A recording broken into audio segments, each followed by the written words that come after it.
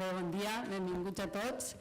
Comencem la primera sessió d'aquest congrés amb reptes i dilemes en el que es tractaran diverses experiències des de diferents àmbits que treballen la pobresa energètica i des de l'organització volíem reflectir també que la pobresa energètica no és un problema que tenim aquí només, sinó que és un problema global i qui millor, havíem pensat en Harriet Thomson, investigadora de pobresa energètica des de fa molts anys, actualment és investigadora al Centre de Resiliència Urbana i Energia de la Universitat de Manchester.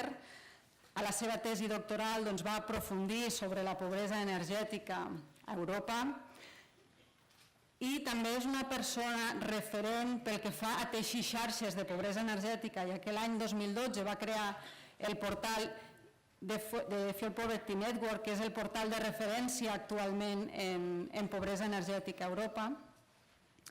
I res, dir-vos que farà la presentació en anglès, teniu tots els que heu volgut l'equip de traducció, parlarà uns 20-25 minuts i després farem una petita ronda de preguntes, així que bé, comencem. Harriet, the floor is yours. Thanks very much.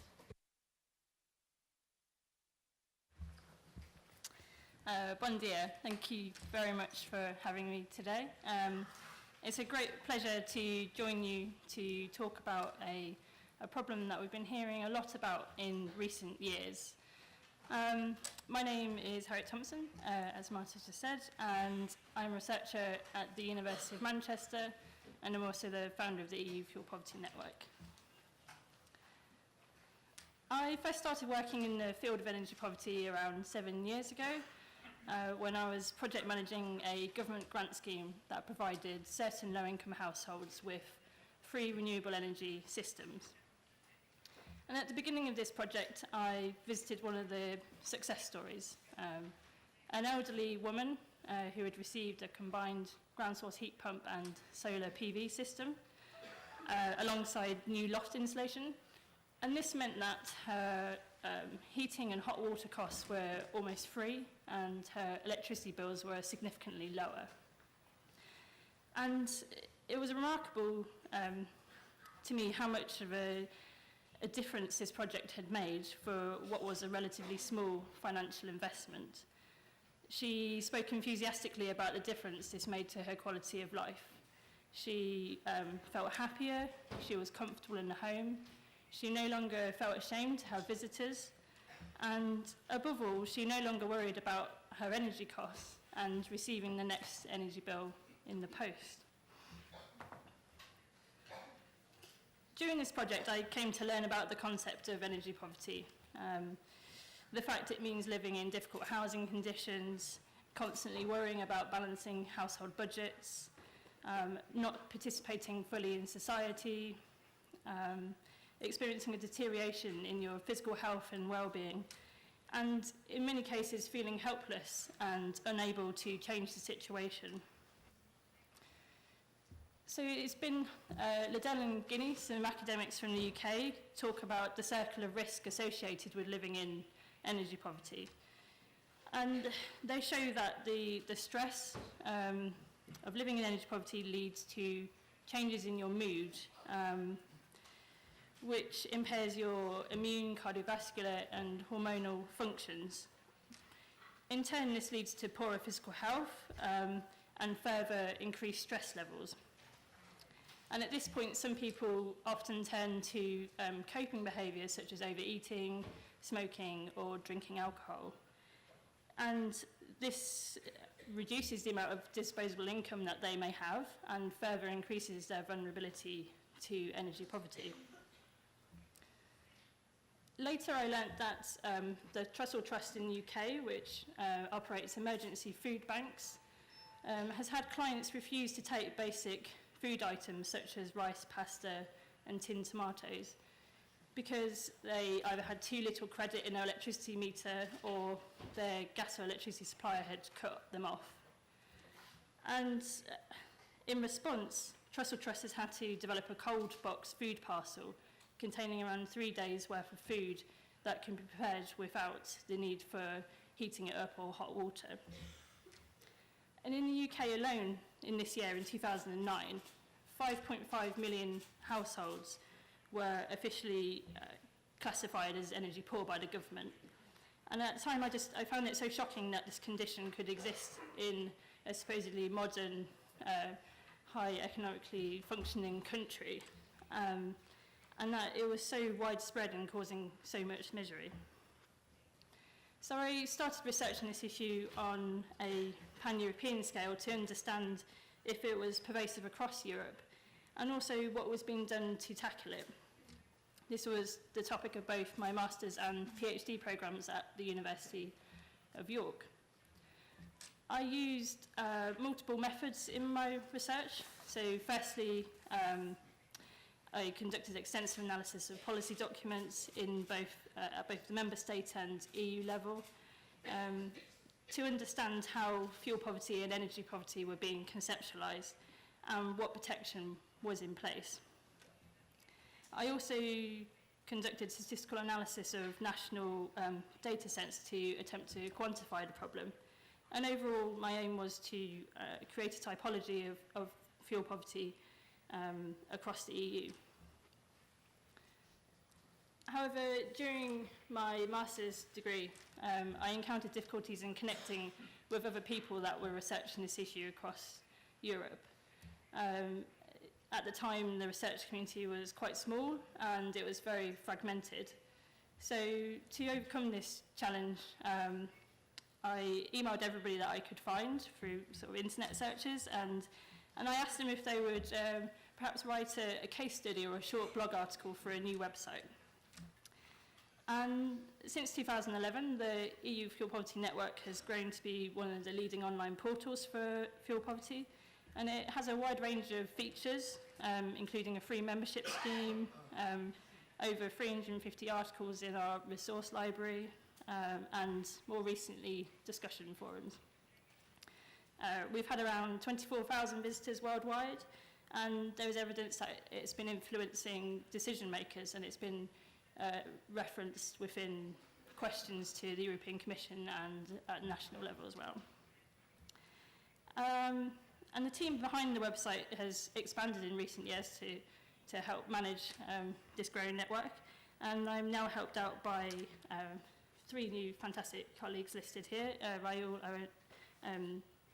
Irene and Riona. So to return to my research, among the main findings from my policy analysis were that there's very little European policy that directly addresses energy poverty. In terms of definitions, there is no pan-EU definition, and only 4 countries have a definition in place. And at the member state level, I found varying levels of protection for vulnerable consumers and energy poor households within the gas and electricity markets. I also found that very few countries actually recognise that there are financial and social barriers to energy efficiency improvements at the household level. But that being said, there has been a real shift change in the EU's thinking in recent years, and it's starting to invest heavily in addressing the problem of energy poverty. It's funded 2 studies recently, and there's also a forthcoming observatory project around this. My quantitative work used microdata from the EU statistics on income and living conditions from 2007 to 2011. As some of you may know, this is the main data that has been used for national and pan-European comparisons of energy poverty. And this is because there is simply no other data, there's no official survey of energy poverty anywhere in Europe. And this SILC has an annual sample of around 100,000 households, and it contains 3 widely used indicators. These are listed here, so whether you feel that you can afford to keep your home adequately warm, whether you have any housing problems such as a leaking roof, damp walls or rot, and if you have developed arrears on your utility bills within the past 12 months. The main criticisms are that these are indirect proxies of the issue. Furthermore, thermal comfort is culturally embedded within the particular society where you live. There's a potential error of exclusion, and a poor level of overlap with some expenditure measures has also been found. But despite these flaws, EU Silk is the largest standardised data set currently available. So until we kind of have any changes, it is unfortunately the best option. So at the time of my PhD, the existing work had only combined indicators at the country level to produce single composite scores. So this meant that the interrelation of these three indicators at the household level was underexplored. So in my PhD, I produced what I called the core EU Silk Index of Fuel Poverty, or CIFP, to be a bit more catchy. And this is a summative index that basically adds up how many indicators households are reporting. And so it has a possible range from 0 through to all three indicators. And at the time, it was the first pan-EU household level index of energy poverty severity. So apologies for the people at the back who may not be able to see this table, but this is the raw national index data for 2010. It has a household weight applied. And there are two key things to take away from the table. So firstly, all countries in the EU contain households that report energy poverty indicators. And of the households that do report any one of these three indicators, a greater proportion are reporting only one indicator, with a decreasing prevalence in line with an increasing number of indicators. Generally, the proportion of households reporting all three is quite low. The EU average is just 1%. And we see here that overall Bulgaria is consistently the worst performing country, whilst Finland and Luxembourg generally perform the best. So one of the challenges of pan-EU indexes is the amount of information and how to present this in an easy read format. So I opted for a visual ranking system that ranks countries according to the proportion of households that are reporting 1, 2 and all three indicators. And then this is used to then produce an overall ranking of countries. And within this index I used two different weighting schemes, an equal weighting scheme and a severity weighting scheme that gives a higher weight to the proportion of households reporting all three indicators. And within this table, green indicates countries with a low incidence of energy poverty issues, whilst red indicates that there's a high incidence of energy poverty issues within that country. The index shows good face validity with the UK's earlier official 10% definition. And I also found there's a positive association with income poverty. So this bottom table here shows that there's quite a strong income disparity between households reporting no indicators and those that report all three of them. So on the basis of this index, it's estimated that at least 52 million households across the EU are at risk of experiencing energy poverty, with a very uneven spatial distribution of the issue across Europe. And this uneven distribution mainly reflects existing regional, structural and socioeconomic inequalities between member states, with southern, central and eastern European countries most at risk of energy poverty. So to focus on our present region, southern Europe, whilst it is considered a more temperate region, and many people question, that energy poverty even exists here, there are various reasons why the rates are so high. So throughout the year, indoor heating is required at various points. So there will be short cold snaps. There are very poor energy efficiency standards generally across the region, which is being compounded by challenging macroeconomic circumstances. So as you'll be aware, prolonged fiscal austerity in this region has resulted in not only a real loss in household income, but also cuts in financing for energy-related infrastructure. And there are also issues relating to high levels of dependence on imported energy within island states. And there are challenges resulting from growing electrification for indoor cooling and use of appliances. So then the second kind of most affected region, Central and Eastern Europe, the demise of communism in this region in the early 1980s and early 1990s initiated rapid and substantial restructuring processes in order to move towards a market-based economy. So some of the early policy measures included widespread privatisation and deregulation of the economy, alongside the downsizing of state intervention and also fiscal austerity. And these systemic processes have combined to create growing energy affordability issues in this region, decaying housing stocks, and increasingly polarised urban neighbourhoods. Since finishing my PhD, I've started working on the Evaluate project at the University of Manchester. This stands for Energy Vulnerability and Urban Transitions in Europe, and it is a 5-year European Research Council funded project led by Professor Stefan Buzarowski.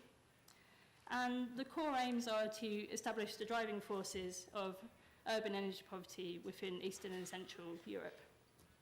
It is multi-scalar, and it uses multiple methods, including in-depth interviewing, neighbourhood, household surveys, and also statistical analysis of national data sets. It primarily focuses on 8 urban districts across 4 Eastern and Central European cities, Dansk in Poland, Prague in the Czech Republic, Budapest in Hungary, and Skopje in the Republic of Macedonia. But we're also studying energy poverty comparatively across the whole of the EU as well. So within this project, building on the energy vulnerability framework established by Buzarowski and Petrova, we identify 6 key pathways to energy poverty. So perhaps the most obvious is energy efficiency. Much of the housing stock in our study areas is quite old and in poor condition, especially within low-income districts in the inner cities. Energy access concerns the poor availability of energy carriers that are appropriate to meet household needs. This issue was thought to be largely absent from city centres and also from what would be considered developed countries. Next, we have the affordability of energy provision, which is determined not only by household incomes, but also the cost of fuels. The flexibility and suitability of the built environment and the equipment contained within. So, for instance, if there is a lack of an air conditioning system or heating system, or that actual equipment is inadequate for meeting your particular needs. Particular household needs and requirements can also lead to energy poverty. So, for example, if someone has a chronic illness, they may require higher indoor temperatures or additional clothes washing. And this will increase their energy consumption and vulnerability. And lastly, individual practices are really important. So this relates to the ways in which people use energy in the home. But also it relates to knowledge about support programs that exist and the way in which people engage with these. So we've used cluster analysis to explore the socio-demographic patterns of energy poverty for around 2,500 households in this region. And we've identified several diverse groups of people that are experiencing energy poverty, some of which challenge existing notions of what it means to be vulnerable. So this includes short-term residents containing households that are in early adulthood and rent their accommodation, and also households that are highly educated, often to a tertiary level, but are living in poor quality and or expensive housing. And it is evident that the current policy approaches, which often prioritise support for groups traditionally considered vulnerable, will fail to recognise some of the groups identified in our research. And furthermore, many of these groups we have identified are the targets of ongoing austerity cutbacks across many European countries. So across many, all of the case study areas, we're finding households with very high energy burdens, well above developed world averages. So this chart is showing households that are spending 30% or more of their income on energy costs. And this is likely to indicate increased levels of material deprivation in the home, as it points to the prioritisation of energy over other essential costs. And we're finding that some households are switching to traditional fuels such as firewood as a means of coping with this. In most areas, an inability to maintain adequate cooling during summer was the most reported thermal comfort issue, rather than keeping comfortably warm. We found that the highest overall incidence was reported in districts dominated by high-rise blocks of apartments, particularly in Prague and Budapest. And across all areas, this is matched by a low availability of air conditioning systems. But to date, cooling services and energy poverty during the summer has received very little attention in energy poverty studies. Instead, there's been a prioritisation of discussions on adequate heating and cold homes. Yet, we know that climate change is increasing the odds of more heat waves taking place, and so further research and action is most definitely needed. Our in-depth interview work is finding that households have not heard of the concept of energy poverty, and it's not a term they would use to describe themselves in the situation that they are in. The people we have spoken to do not talk about energy poverty issues with their friends and family, because struggling is considered a private issue. And this relates to broader discourses around individual responsibility and the undeserving and deserving poor. So, what are the missing links in addressing energy poverty? So we're all here today because we do not think it's acceptable that thousands of people die prematurely each year due to the health effects of excessively cold and hot homes. And we also want people to achieve decent standards of living and live in nice, comfortable homes. So how can we build on the huge amount of expertise and passion that is contained in this room today?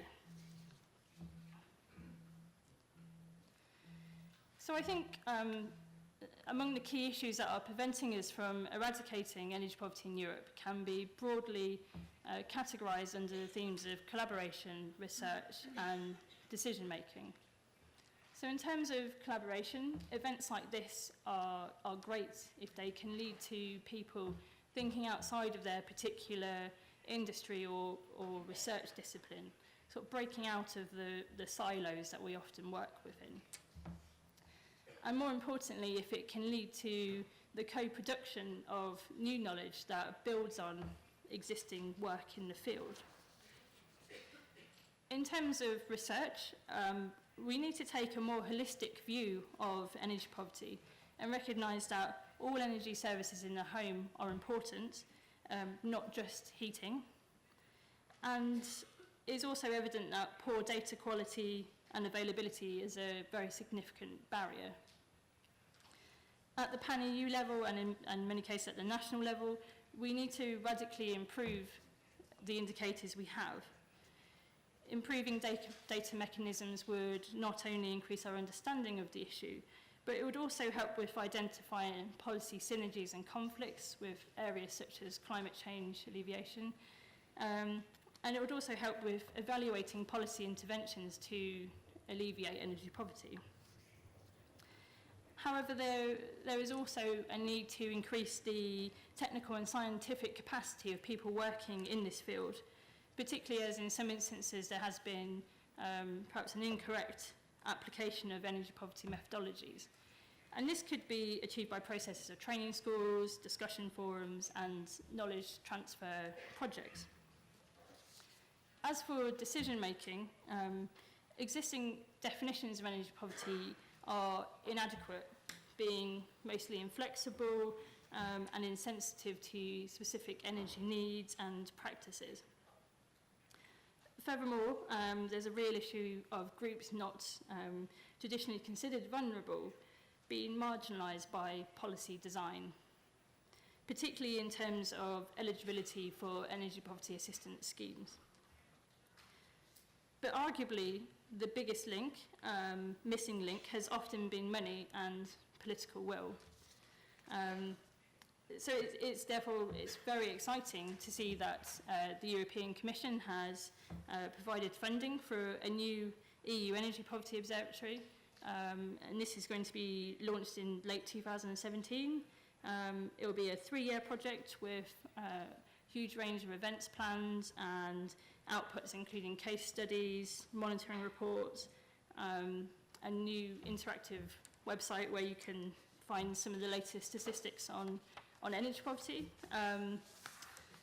And also, I'm very pleased to say that I will be involved in leading this with some of my colleagues from the University of Manchester and with assistance from many people that are in this room today.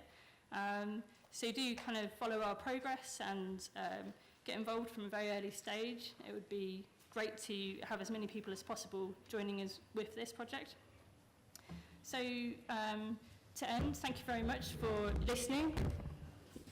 A bit towards the end now.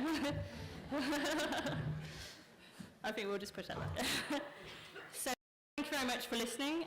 I've left some policy briefs on the side, so please do, well, I will put some on the side, please do pick some up, and I'm really looking forward to some fruitful discussions over the next 2 days. Thank you.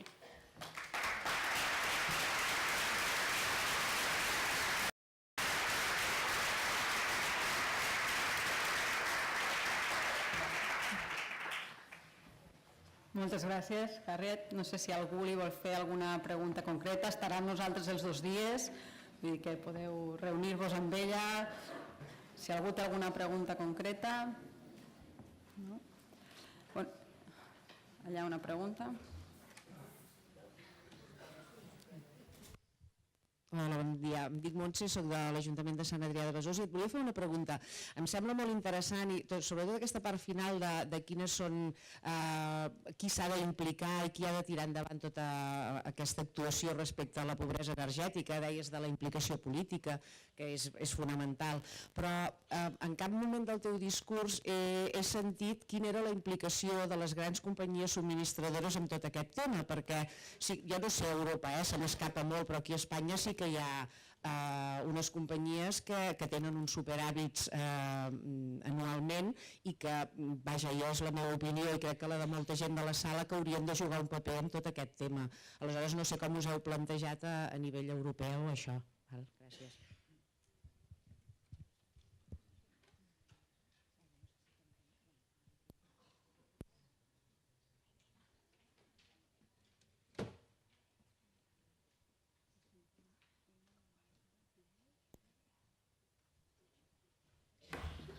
Thank you for that question. Yeah, so it was a lot to try and fit in, and I could probably talk all day about this. So you're asking about energy suppliers and the role that they play. Obviously, they play an exceedingly important role. Within the UK, I think you're asking about the big 6. So we have these 6 suppliers that dominate the energy market. And it's argued that there is actually no real competition within our market. So there's been evidence that these companies work together to keep prices at a high level.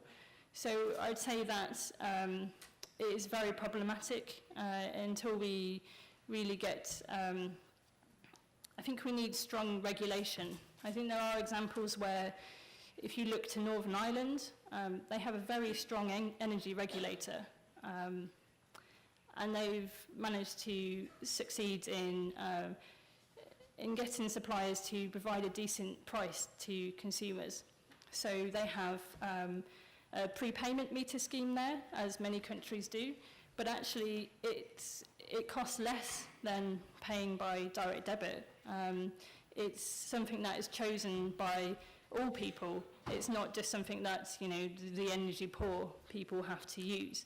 So I think we shouldn't accept the existing status quo, and we should push for greater regulation. It is obscene that they make such huge profits at the expense of people dying each year.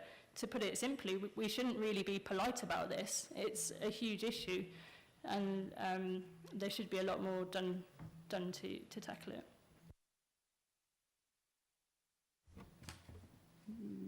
Una pregunta més. Allà.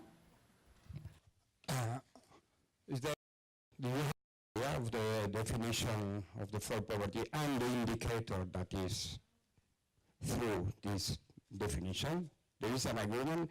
It's going to be close to the 10% or the low income, high cost English indicator. Thank you very much.